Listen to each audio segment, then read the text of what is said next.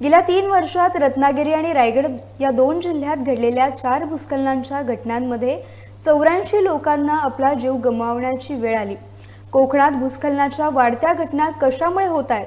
कोकणात गेल्या अनेक वर्षांपासून होणाऱ्या बेसुमार वृक्षतोडीमुळे तसेच सह्याद्रीच्या पोटातील खनिज उत्खननासाठी खोदल्या जाणाऱ्या खाणींमुळे या घटना घडत असल्याचं भूगोलतज्ञांचं मत आहे। पाहुयात याबाबतचा हा माझे कोकणचा स्पेशल रिपोर्ट।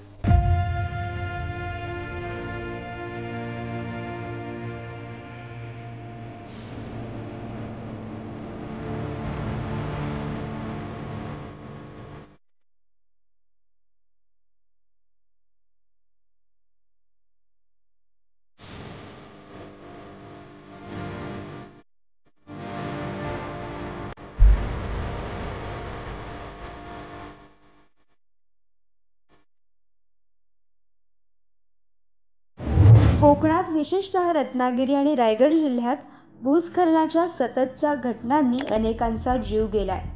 सह्याद्रीच्या पर्वतरांगांमध्ये आणि डोंगराच्या पायथ्याशी वसलेल्या गाव आणि वाड्या भीतीच्या छायेखाली असल्याचं चित्र पाहायला मिळत आहे।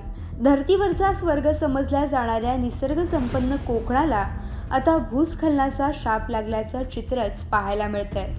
22 जुलै 2021च्या काल रात्री रायगड जिल्ह्यातल्या तळीये गावावर डोंगर कोसळला आणि या दुर्घटनेत 49 जणांना आपला जीव गमवावा लागला। त्याच दिवशी आणि त्याच वेळी म्हणजे 22 जुलै 2021 रोजी रत्नागिरी जिल्ह्यातल्या खेडमधील पोसरे बौद्धवाडीवर डोंगर कोसळून 17 जण झोपेतच मातीच्या ढिगाऱ्याखाली गाडले गेले। याच दिवशी 22 जुलै 2021 रोजी खेड तालुक्यातीलच बिरमणी गावात डोंगराचा एक भाग एका घरावर कोसळून एकाच कुटुंबातील 2 जणांना जीव गमवावा लागला। आणि आता 20 जुलै 2023 रोजी रायगड जिल्ह्यातल्या इर्शालवाडी गावावर डोंगर कोसळून तब्बल 16 जणांना आपला जीव गमवावा लागल्याची घटना घडली। गेल्या 3 वर्षात रायगड आणि रत्नागिरी जिल्ह्यात एकूण 84 जण भूस्खलनाचे बळी झाले आहेत। कोकणात भूस्खलनाच्या वाढत्या घटनांना जबाबदार कोण, असा प्रश्न आता या निमित्ताने उपस्थित होत आहे।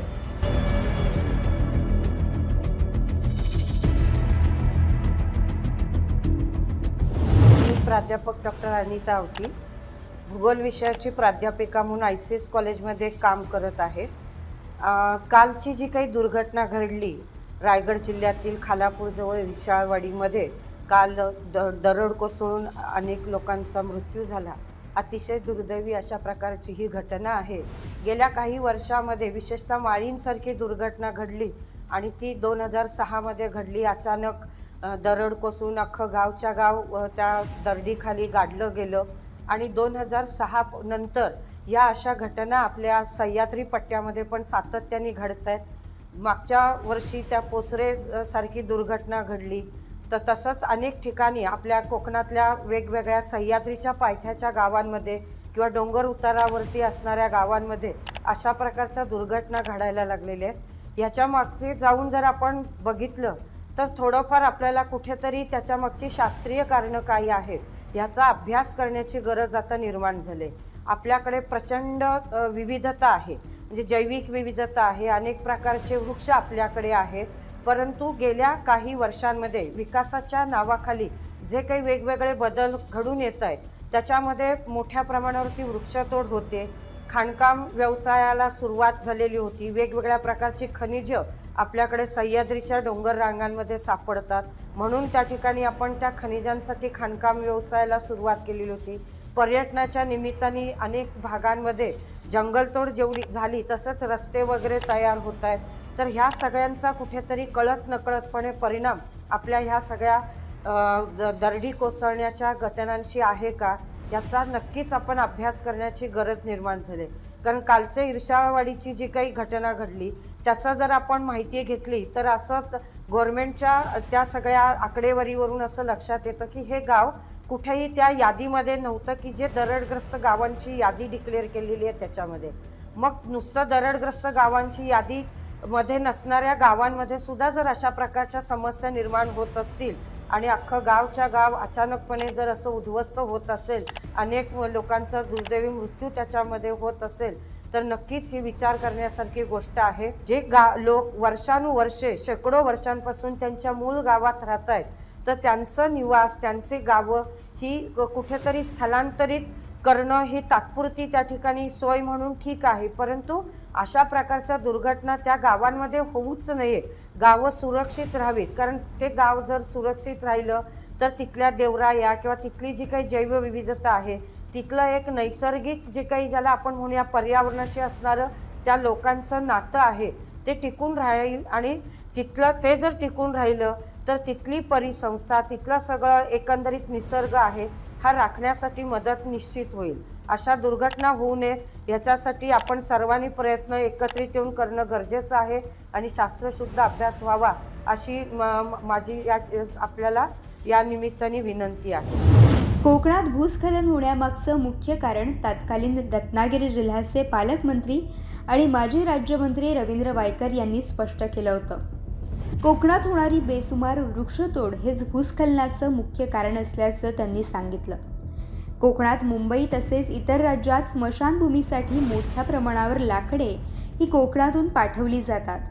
त्यामुळे मुंबईसारख्या ठिकाणी लाकडांऐवजी विजेच्या विद्युत दाहिनी बसवण्याबाबत कुऱ्हाडबंदी करण्यासाठी आपण तत्कालीन मुख्यमंत्री उद्धव ठाकरे यांना याबाबत निवेदन देखील देणार असल्याचं त्यांनी स्पष्ट केलं होतं. मात्र त्यानंतर झालेल्या सत्तांतर नाट्यानंतर या मागणीचे घोडे नेमके कुठे अडले तेच समजले नाही.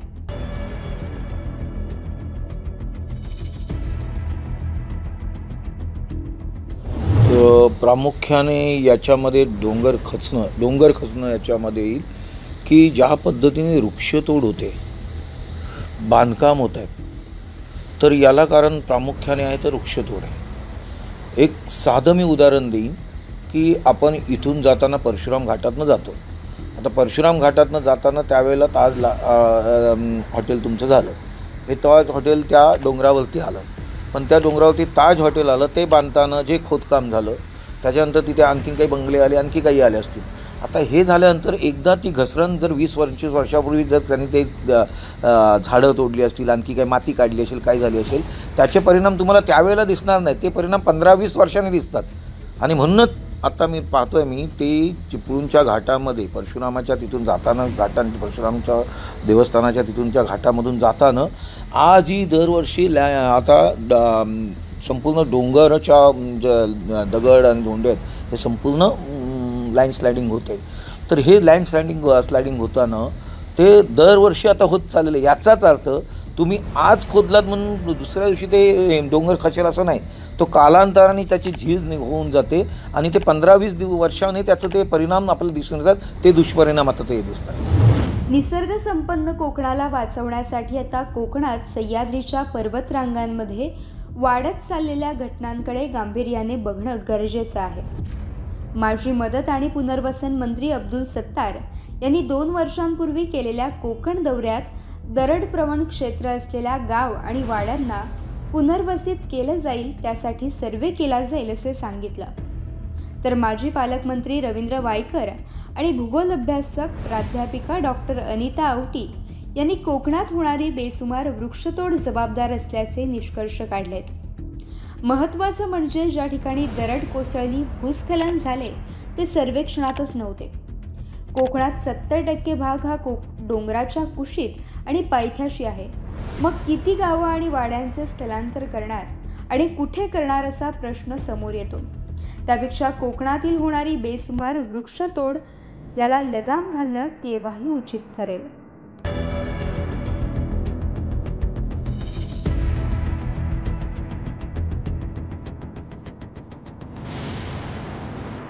ब्युरो रिपोर्ट, माझे कोकण, खेड, रत्नागिरी.